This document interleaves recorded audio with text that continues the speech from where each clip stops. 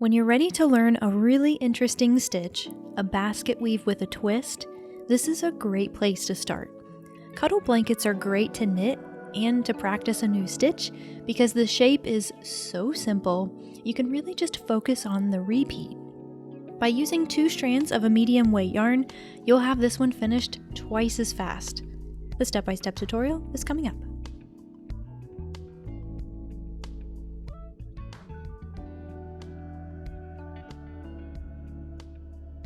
For this pattern, you'll need 6 skeins of Red Heart Amour yarn, and we'll work with them in groups of 2. So find the end on both skeins and hold the 2 strands together, and give yourself a nice long tail to work the long tail cast on. Now one quick note here is I'll be working on a swatch at first, just so you can see the pattern, and then I'll switch over to the full blanket later. First things first, cast on 101 stitches using the long tail cast on. So gather the yarn in your hands like this, swing the needle down and grab the loop on your thumb, swing it up, grab the loop on your finger, and drop your thumb loop over the tip of the needle.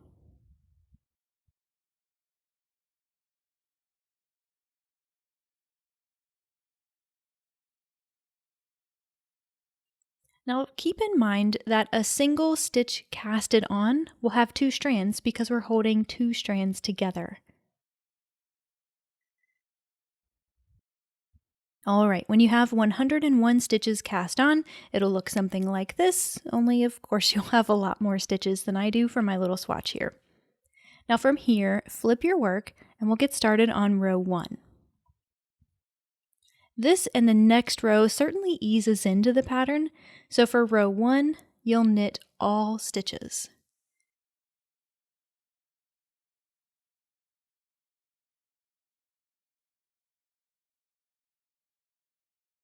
And just to sort of prepare you a little bit, this has a 12-row repeat. It's not complicated, but it's involved.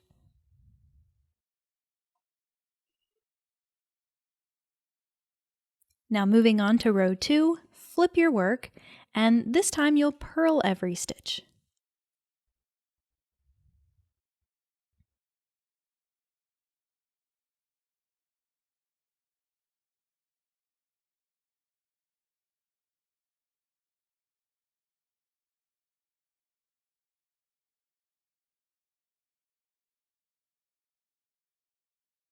When you finish that, turn your work again, and here's where the real fun begins. So knit the first stitch, and here's the repeat for this row. Knit 3,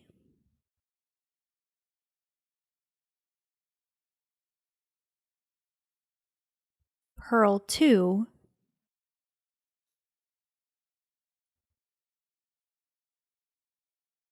knit 1, purl 2. Then pull the yarn to the back and repeat, and keep going until you reach the last 4 stitches.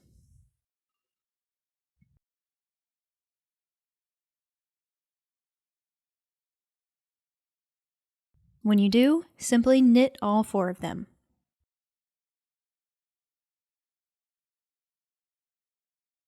Alright, not too bad, right?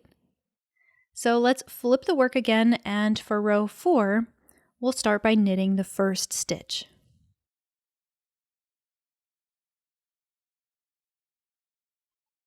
Then purl the next 3. And here's the repeat for row 4. Knit 1, purl 1, knit 1, purl 1, knit 1, purl 3.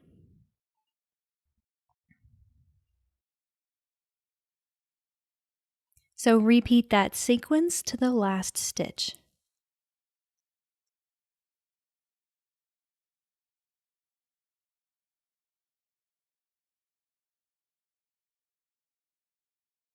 Then knit the last stitch. All right, moving on to row number 5, turn your work, and this time we're simply repeating what we did in row 3. So remember, we knit the first stitch, and for the repeat, knit 3, purl 2,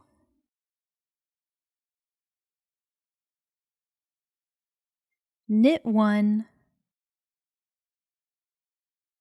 purl 2. Now don't worry if you're having a hard time remembering the repeats for this pattern. I don't expect that you'll memorize this, and really you don't need to.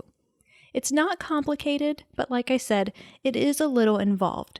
So the best way to follow along is to have the pattern in front of you too. That way you're a lot more confident in what you're doing and you don't have to put the stress on yourself to memorize it. So you can view the pattern for free on my website, or if you prefer to have a copy to print or save for later, you can pick up the PDF from my shop.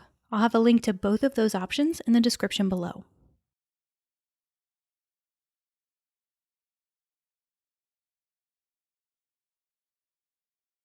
Now at this point, we start to see the pattern emerge. But go ahead and flip it, and we'll get started on row 6. For this one, knit the first stitch, and purl the next 3. Now the repeat here is the same for row 4. Knit 1, purl 1, knit 1, purl 1, knit 1, purl 3. Keep going to the last stitch,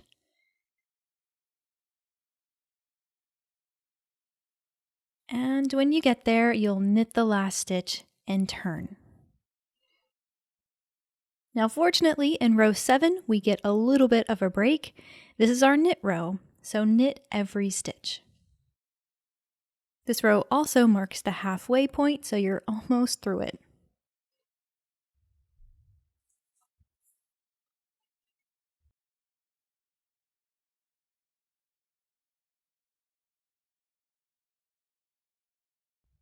Now flip it, and for row 8, as you probably guessed, this is a purl row, so purl every stitch.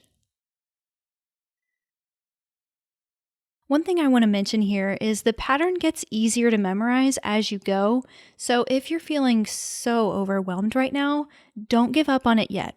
Many of the rows are the same, and the more you work them, the more sort of muscle memory you develop from doing them.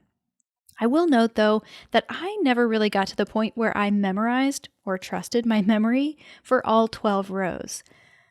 So what I did was look at the pattern the entire project to guide me. I had the pattern in front of me, and whenever I completed a row, I made a check mark next to it. So that's how I knew where I was within the pattern, and I was confident in what row I was going into next.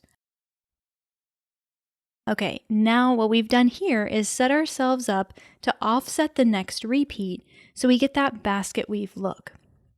So right now we have 2 seed stitch sections, and after we finish the next few rows, the second half of the repeat, we'll have 3, and they'll be situated on top of what we'll call the 3 pillars here. Again, yours is going to look different because you have the full blanket. I just have the swatch here, but the idea is the same. So to start row 9, knit the first stitch, and here's the repeat. Purl 1, knit 1, purl 2,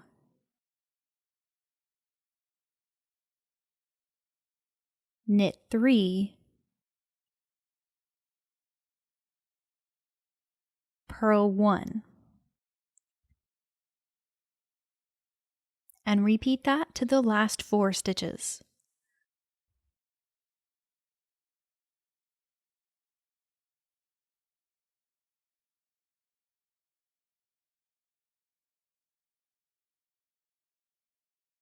When you get to the last 4 stitches, you'll purl 1,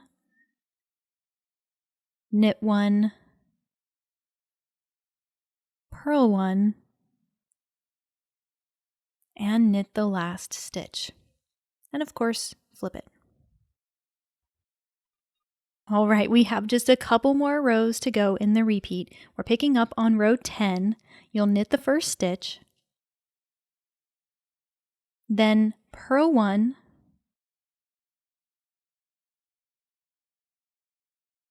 knit 1,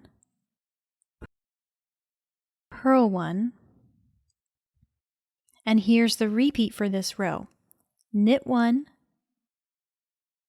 purl 3,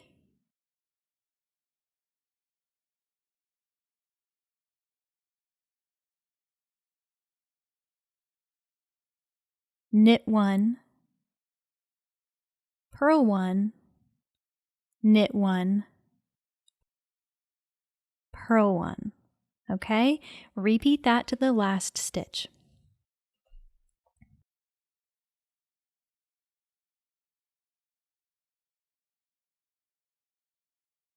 Then, of course, knit the last stitch,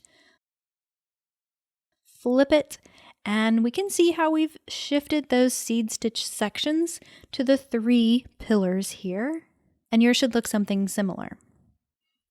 All right, for row 11, which by the way is a repeat of row 9, knit the first stitch, and here's what you'll repeat in this row. Purl 1, knit 1, purl 2, knit 3, purl 1.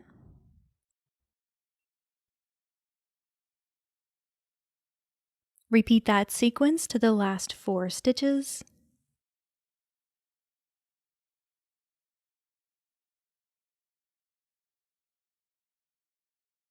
And when you get to the last 4, purl 1, knit 1, purl 1, and knit the last stitch. All right, just one more row to go. Moving on to row 12, which is a repeat of row 10, knit the first stitch, purl 1, knit 1, purl 1,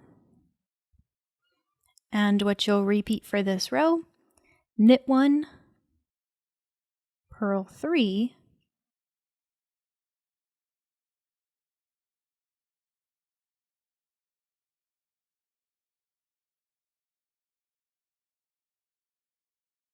knit 1, purl 1, knit 1, purl 1. All right, repeat that to the last stitch.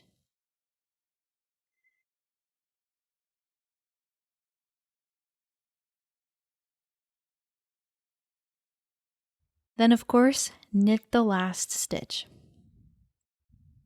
So rows 1 through 12 are the repeat for this pattern.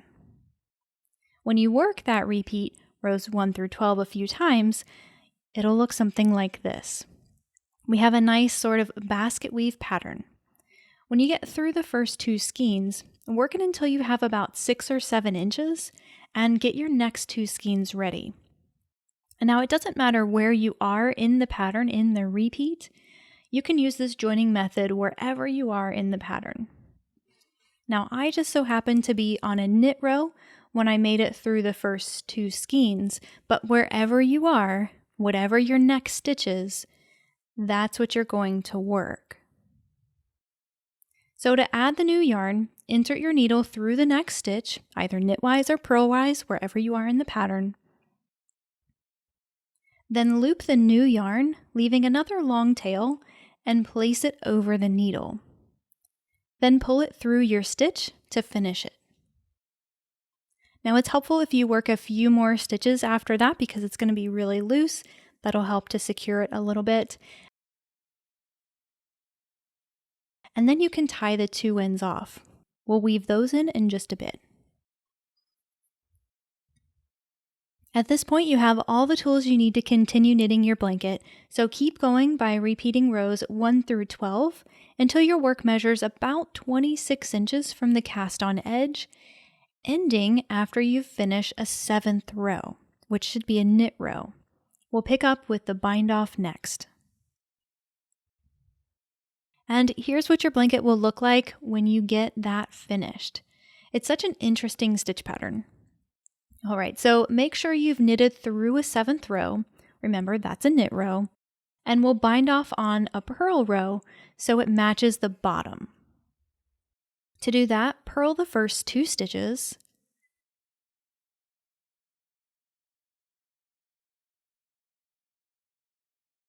Then pass the first loop over the last. Then purl the next stitch and pass it over. Now you'll probably notice I'm pulling the yarn back when I pass it over. That just makes it a little bit easier.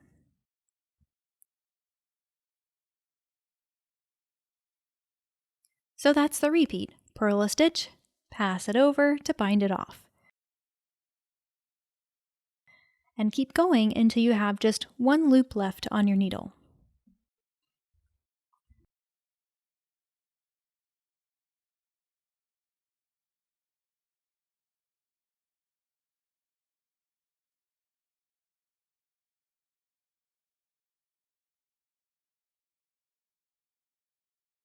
When you do, pull up on that loop, trim the yarn, and pull the tail through your loop to fasten it off.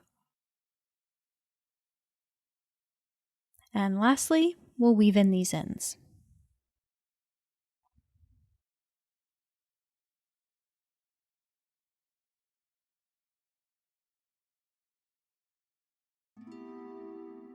That's all for now, friend. I hope you enjoy this stitch pattern and find it useful for other projects.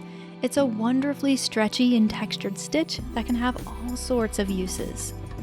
Now don't forget to check the description below to find the links to the pattern. You'll definitely need that for this one. Also, if you haven't subscribed yet, please consider doing so if you're into this sort of thing. I make knitting and crochet project videos like this all the time, almost every single week, and I love to keep inspiring you to make something that'll make you happy. If you're not new around here, I just want to say a big thanks to you because your support, you being here, watching, liking, commenting, checking out the patterns on my website and buying the PDFs from my shop, well, there's just no way I could keep doing what I'm doing without your support. Happy knitting, and I'll see you in the next one.